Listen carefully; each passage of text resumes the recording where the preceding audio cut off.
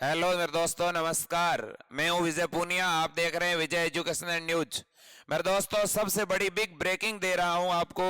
हमारे जितने भी 12th पास स्टूडेंट है जिन्होंने बीएसटीसी यानी प्री डीएलएड एग्जाम दिया है, उनके लिए बहुत बड़ी खबर है। सभी बच्चे सेकंड कट ऑफ लिस्ट का इंतजार कर रहे थे। बहुत से बच्चों ने अपवर्ड मूवमेंट कॉलेज चेंज कराने के लिए आवेदन किया था, और उसी बीच आज इतना बड़ा अपडेट निकल के आया है मेरे दोस्तों। और मैं उस अपडेट पर कुछ महत्वपूर्ण जानकारियां आपको देना चाहूंगा। मेरे दोस्तों, अब बीएसटीसी की काउंसलिंग नए सिरे से प्रारंभ होगी। मैं आपको एक नोटिफिकेशन पहले दिखाना चाहता हूं और फिर आज की चर्चा को शुरू करवाना चाहता हूं। मेरे दोस्तों, बीएसटीसी की काउंसलिंग नए सिरे से शुरू हो रही है, और आप मेरे साइड में देख सकते हैं इस नोटिस को। देखिएगा आप इस नोटिस को, और इस नोटिस के अंदर कौन सी जानकारी है तो सुनिएगा मेरे दोस्तों। इस नोटिस के अंदर यह लिखा गया है कि बीएसटीसी की काउंसलिंग नए सिरे से इसलिए स्टार्ट करनी जरूरी है क्योंकि कुछ नई कॉलेजों को मान्यता मिली है। नई कॉलेजों को मान्यता मिलने के कारण बीएसटीसी की सीटों में बढ़ोतरी हुई है। इस वजह से मेरे दोस्तों, जिन बच्चों ने पहली काउंसलिंग में भाग नहीं लिया उनको भी अब मौका दिया जाएगा, और साथ ही साथ मेरे दोस्तों, जिन्होंने पहली काउंसलिंग में भाग लिया है और वो अपनी कॉलेज से संतुष्ट नहीं है, तो भी वो अब इस काउंसलिंग में भाग ले सकते हैं। या कोई अपने कॉलेज को चेंज करवाना चाहता है, वो भी इस काउंसलिंग में भाग ले सकता है। यहां पर दो बड़े प्रोसेस हैं, सुन लो सभी बच्चे। तो अब काउंसलिंग नए सिरे से प्रारंभ होगी मेरे दोस्तों, और दोबारा से फर्स्ट कट ऑफ लिस्ट जारी होगी। जो पुणे काउंसलिंग प्रक्रिया शुरू होगी, वो शुरू कब से हो रही है? बीएसटीसी की काउंसलिंग दोबारा शुरू हो रही है 17 दिसंबर से लेकर के 19 दिसंबर तक ये आपकी काउंसलिंग प्रक्रिया चलेगी। इन 2 दिनों के अंदर आपको रजिस्ट्रेशन करवाना है। और मेरे दोस्तों, फीस जमा करवानी है आपको 20 दिसंबर से लेकर के और 30 दिसंबर के बीच में। आपको पता है कि आपको 3,000 रुपए फीस जमा करवानी पड़ेगी पहले काउंसलिंग में भाग लेने के लिए।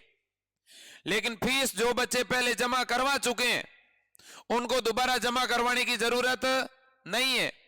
फीस केवल और केवल उन बच्चों को जमा करवानी है जिन्होंने पिछली काउंसलिंग में फॉर्म नहीं भरा था, उनको फीस जमा करवानी है। क्लियर? इसके अलावा मेरे दोस्तों, आपको पुणे जब आप काउंसलिंग करवाते हो तो इस दरमियान आपको फीस भरने के बाद में कॉलेज का ऑप्शन भरना पड़ेगा, और कॉलेज भरने के लिए आपको 10 दिनों का मौका दिया गया है। 20 दिसंबर से लेकर के 31 दिसंबर तक आपको कॉलेज भरनी है। मान लो किसी बच्चे को पिछली बार जयपुर की कोई कॉलेज मिली थी और उसने उस कॉलेज के लिए फीस भर दी है, ठीक है? और मेरे दोस्तों, तो उन बच्चों को भी यहां पर शामिल होने का मौका मिल सकता है, ठीक है? लेकिन मुख्य रूप से यह काउंसलिंग उन बच्चों के लिए है। 2 बातें बताना चाहता हूं। एक तो जिन बच्चों ने पिछली काउंसलिंग में भाग नहीं लिया था उनको, और दूसरा जिन्होंने पिछली काउंसलिंग में भाग तो लिया लेकिन कॉलेज नहीं मिली थी उनको, और तीसरा जिन बच्चों ने अपवर्ड मूवमेंट के लिए फॉर्म भरा है, उन 3 कैटेगरी के बच्चों को बहुत बड़ा फायदा होगा, ठीक है? तो जो बच्चे पहली बार जिन्होंने भाग नहीं लिया उनको फीस जमा करवानी है। जिन्होंने पिछली काउंसलिंग में भाग ले लिया और कॉलेज नहीं मिला है तो उनको दोबारा कॉलेज का ऑप्शन भरना पड़ेगा। क्यों भाई? क्योंकि कुछ राजस्थान में नए प्राइवेट कॉलेज खुले हैं, उन प्राइवेट कॉलेजों की मान्यता अभी मिली है, इसलिए उनको पहली काउंसलिंग से उनको एडमिशन नहीं मिले थे, वो कोर्ट में गए। कोर्ट में जाने से नए सिरे से काउंसलिंग शुरू हो रही है। क्लियर बात है? अब सुनिएगा मेरे दोस्तों, तो इस बार मैं आप सभी से आग्रह करूंगा, बहुत से बच्चे हैं 5, 7, 8, 10 कॉलेजें भरते हैं। मेरे दोस्तों, आपको कम से कम 30 कॉलेजें भरनी चाहिए मिनिमम, ठीक है? इसके बाद में तो क्या अब सेकंड कट ऑफ लिस्ट आएगी? क्या नहीं आएगी? अब सेकंड मेरिट लिस्ट नहीं आएगी, दोबारा से फर्स्ट कट ऑफ लिस्ट आएगी मेरे दोस्तों। समझ रहे हो बात को? तो नए सिरे से कट ऑफ जारी होगी। जिन बच्चों ने फीस पहले भर दी है काउंसलिंग की, उन्हें दोबारा भरने की जरूरत नहीं है।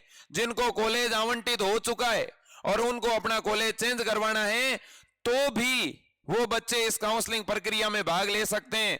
जिन्होंने अपवर्ड मूवमेंट के लिए फॉर्म भरा है वो भी यहां भाग ले सकते हैं, ठीक है। और जिन्होंने फीस पे जो नए बच्चे हैं जिन्होंने पिछली बार काउंसलिंग में भाग नहीं लिया वो भी इसमें भाग ले सकते हैं। बहुत बड़ी सौगात है बच्चों आपके लिए, सीटें बड़ी है बीएसटीसी में।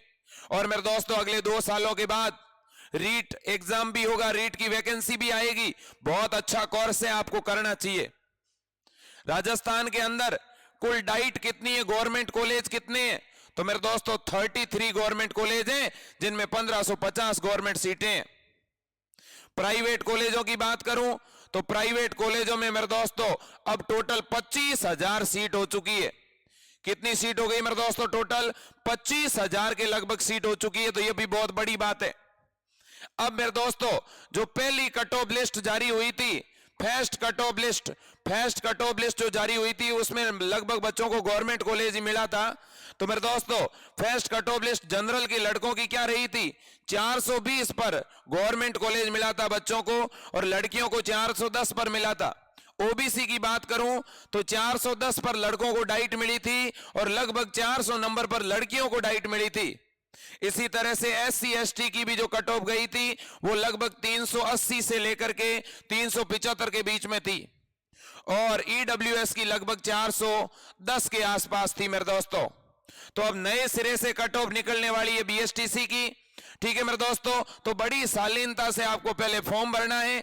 इन आगामी 2 दिनों के अंदर आपको फॉर्म भरना पड़ेगा, 3,000 रुपए की फीस कटवानी पड़ेगी, और बाद में 20 दिसंबर से लेकर के मेरे दोस्तों आपको जो है 20 दिसंबर से लेकर के और 31 दिसंबर तक कम से कम 30-30, 40-40 कॉलेज में भरनी है, ठीक है। आपको जरूर आपके चॉइस के अकॉर्डिंग कॉलेज मिलेगी, ठीक है। अब बात यह आती है कि मेरे दोस्तों इतना लंबा समय क्यों लगा?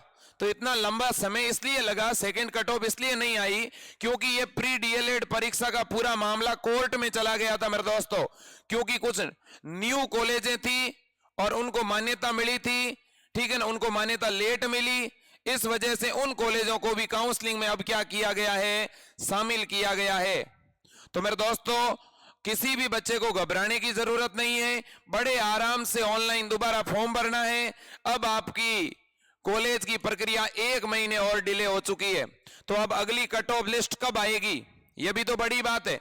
तो मेरे दोस्तों अगली कट ऑफ लिस्ट आपकी लगभग ऐसा मान के चलो आप 5 से लेकर के 10 जनवरी के बीच में, 5 जनवरी से 10 जनवरी 2022 ये वो डेट है जब आप कह सकते हो कि न्यू कट ऑफ लिस्ट आएगी, नई कट ऑफ लिस्ट आएगी मेरे दोस्तों, ठीक है।